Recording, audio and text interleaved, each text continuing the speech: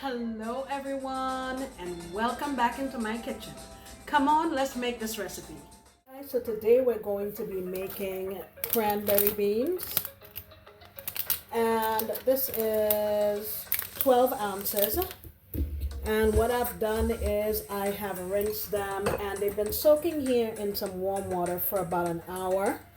You want to go through and make sure you don't get any rocks or anything. This is a cute one. So I'm going to drain this here. Let me show you what the other ingredients look like. Today I'm using some turkey necks, and I would say this is about maybe 1.5 pounds to 2 pounds. You know the drill. I washed this with some lime juice and water, and I cut the neck pieces into a manageable size.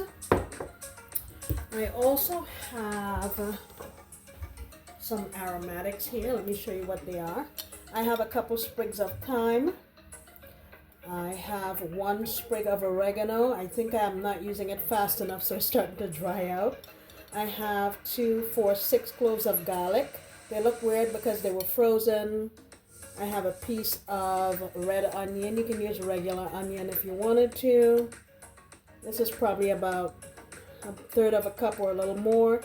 I'm going to use a habanero, but I'm not going to pop it. I just want the flavor. So as long as you don't pop it or remove the stem here, the heat should be contained in there. So what I'm going to do is get my garlic and my onion blended up. I also have here about 1.5 tablespoons of brown sugar, and this here is Golden Ray cooking butter that I got from Trinidad. Let me show you what the wrapper looks like. This is what it looks like. If you have a tropical market wherever you live, you might be able to find that there. If you don't have that, you could just use regular butter. This is some cubed up tomato that I had in the freezer. This is about 1/3 of a cup. I have the canned kind. We're also going to use some cayenne, black pepper, probably about 1.5 cups or so of ACV. You can use regular vinegar as well. You know there's always going to be chicken bouillon. So let me get this blend up, and then we'll go on over to the stove and get ready. Here we are over on my stove, and what I've done is my onion, my tomato, and my garlic, I put all of it in the blender, and that's what we have there. So what I have in my pan is about 2 tablespoons of, what was that? I think it was vegetable oil. You can use olive oil, any kind of oil you want. Now, this recipe, you can easily make this in either a slow cooker, which you can set everything up and put it in there and let it go while you go to work, or you can even use a pressure cooker. So you would saute all this in the beginning, then dump everything in, lit it up, and I would say if your beans are already soaked, maybe about 30 minutes in there, and you can bring it together very quickly. So let me let this saute and sweat down a little bit, and I will come on back. Alright, so as this continues to go here, I'm going to go in with my thyme and my oregano. I actually ripped the leaves off of the oregano and threw them in the blender. Now I'm going to go in with my turkey necks and give them a chance to saute up here. I'm wondering if I have, my pot is too small. It might be. I might have to switch out. Alright, so I've switched out to this Dutch oven. I should have known better. But anyway, I've sauteed this until my oil sort of separates from the rest of my aromatics and stuff. And now I've drained this. I'm going to go in with that. My cranberry beans. And let's start layering in some flavor now. Black pepper. I'm going to add about a teaspoon and a half to 2 teaspoons. You don't have to add that much if you don't want to. I'm going to add in some cayenne. laying in the heat today, guys. About a teaspoon.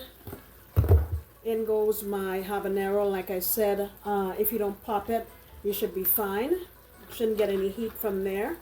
Gonna go in with some ACV, a couple of capfuls. That just helps to kind of balance off the flavors. And chicken bouillon.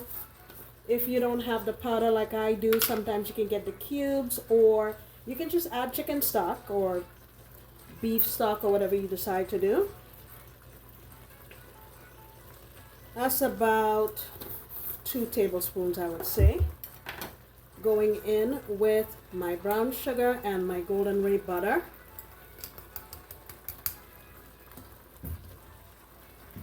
And I just have some water here that I rinsed out my little blender with. I'm going to need some more also. Okay, you want to put enough in here to cover your beans because they're going to be cooking for a while.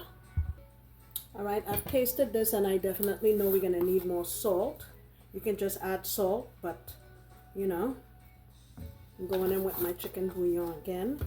And it's important when you're cooking, guys, to taste your dish as you go. So now this is covered up here, and I'm going to go in with my lid. And I'm going to cook this on, I would say, medium-ish. And I'll check it maybe every 15-20 minutes. I anticipate that this will probably take maybe 45 minutes or so because I've soaked it. But I will give you a rundown once I...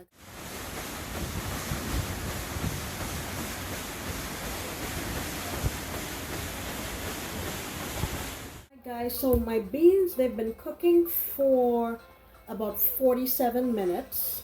You just want to keep checking it. You pick it up and you just squeeze it like that and see if it's cooked. So what I did at about the 35-minute mark, once I realized that the beans were tender enough, I pulled some of it and I allowed the rest of the beans to go for the additional time because I wanted to reduce the liquid and allow some of the beans to break down and allow the turkey neck to soften up a little bit. So now that I'm happy with it, I'm going to go back in with the rest of my beans. You can also choose to use your immersion blender and just blitz some of these, but this is how I chose to do it. Let me bring it closer to the camera so you can see. And this is your time now to taste it, see if you need more salt, if you want to brighten up some of the flavors, maybe throw in some parsley, cilantro, whatever you want to do. And that's what it looks like. Look at that. You can have that with bread. Cornbread would be good. Rice. This would be fantastic with rice. And it has a really smoky, delicious, just kind of down-home taste about it. Let me give it a taste again.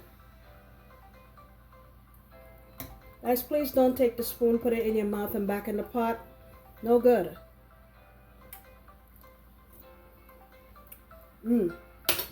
Yep, that's delicious. Alright, so pretty much that's it, guys.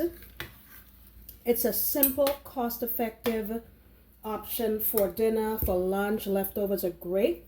And I hope you learned something today. I hope I sparked your interest and you'll try to make this for your family. I sincerely appreciate you, everyone. I hope you try this for your family. And I would really appreciate it if you come back next time because you know I'll be making another delicious recipe. Please remember to comment, subscribe, and share with your family. Bye.